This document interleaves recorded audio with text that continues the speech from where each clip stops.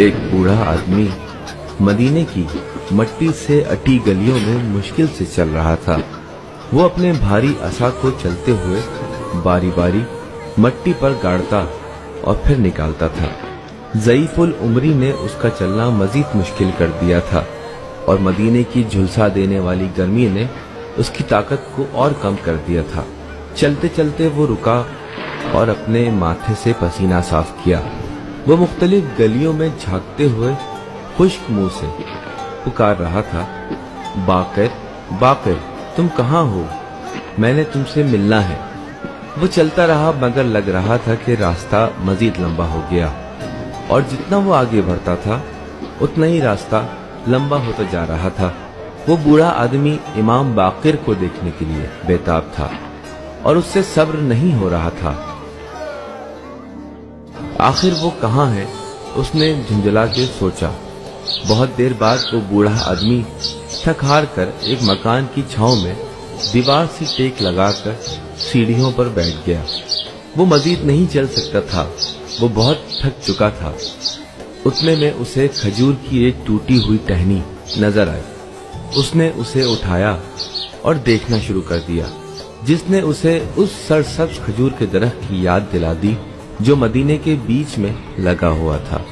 50 साल पहले रसूल अल्लाह ने उसी दरख्त के नीचे उससे कहा था, ऐ जाबिर, तुम इस दुनिया में इतना अरसा जिंदा रहोगे कि मेरे पोते से मिलोगे जो कि 5वां इमाम होगा और उसका नाम भी मोहम्मद होगा, लेकिन लोग उसे बाकिर के नाम से याद करेंगे। जब तुम मुझसे मिलना तो उसे मेरा सलाम कहना, क्योंकि तब मैं इस दुनिया में नहीं हूँगा।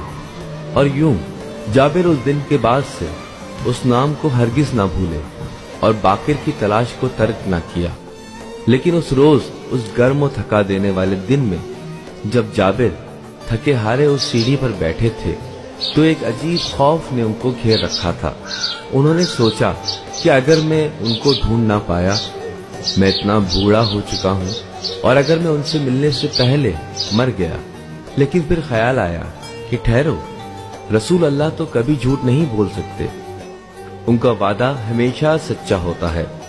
अगर उन्होंने कहा है कि मैं बाकिर से मिलूंगा तो चाहे मेरी जिंदगी का आखिरी दिन ही क्यों ना हो, मैं जरूर उनसे मिलूंगा।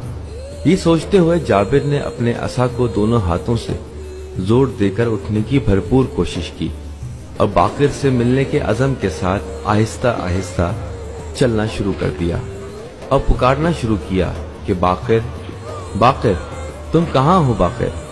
जैसे ही वो एक मकान के पास से गुजरे, अचानक एक दरवाजा खुला और एक खूबसूरत बच्चा अपने वालिद के साथ बाहर निकला। वालिद के चेहरे पर नूर ने जाबिर की तवज्जो अपनी तरफ खींची। जो ही जाबिर ने नजदीक से देखा तो पहचान लिया वो इमाम सज्जाद थे। जाबिर ने कहा, सलाम हो आप पर, ए फर्जंद रसूल अल्लाह, और उनके हाथों का बोसा लिया।